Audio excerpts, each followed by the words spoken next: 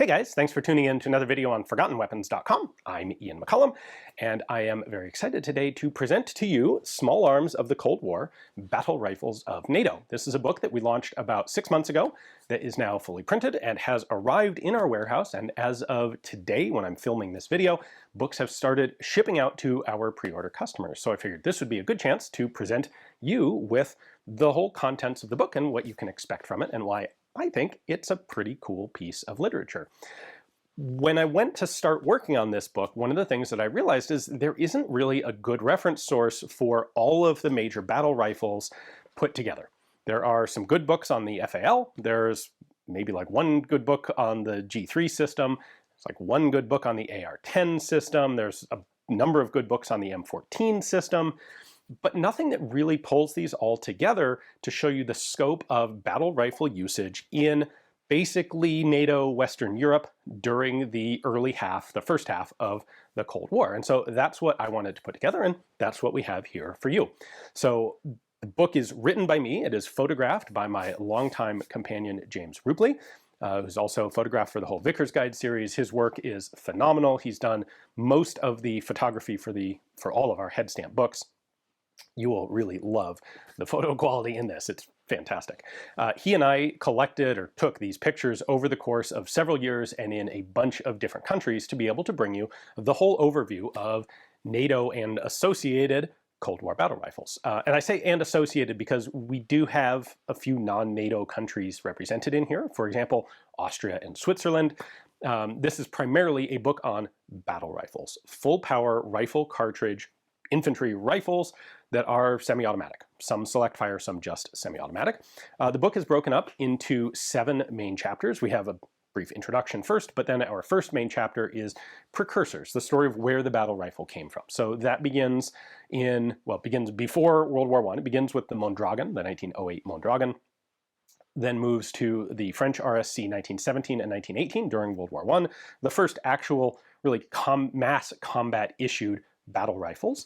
But then the main development of the battle rifle comes during World War II, when you have the United States, Germany, and the Soviet Union all putting significant development into semi-automatic, full-power infantry combat rifles. So you get the M1 with the US, you get the G41, the G43, the FG42, a bunch of different guns from Germany, and you get the SVT-38, AVS-36, and then SVT-38, and then SVT-40 from the Soviet Union. And we have our whole precursors chapter covering those developments. We then move into the Cold War itself, where we have chapters on each of the main families of battle rifle systems. So the first one is the FN-FAL, which actually starts with the FN-49, which is not technically a derivative or a precursor to the FAL. They were parallel programs, and we explain that in there. Chapter on the FAL, then a chapter on the G3 system, then a chapter on the M14 system, the AR-10 system, the French MAS system, and then one on some sort of miscellaneous extras that don't fit cleanly into one of the other categories. That's where we have things like the Swiss Sturmgewehr 57, the British EM2 Bullpup, which, while it never went into mass production, is far too cool of a gun to leave out of a book like this. And that pretty much covers the length and breadth of battle rifles in NATO and Western Europe during the Cold War. So this comes in just under 500 pages. It's 492 pages. We have more than 65 different guns that are actually uniquely, seriously highlighted in the book, with profiles and detail pictures and text that is intended to be nicely informative. This isn't supposed to be a deep, in-depth research book or collector's guide, but what we did want to do is cover each individual variation of each of these different family platforms and what they were developed for, who had them, how many, what were the differences. What's the difference between a Belgian FAL and a West German FAL and an Austrian FAL or a British FAL? And there are many more examples than just those. And same thing with the G3 family. What are the differences between the different companies, and what was the development lineage of these guns? The G3 in particular, also the AR-10. We have a lot of really good early developmental guns to show you how this system developed, the different trials that it went through, where, for example, the Spanish SETME-C breaks off from the G3 family.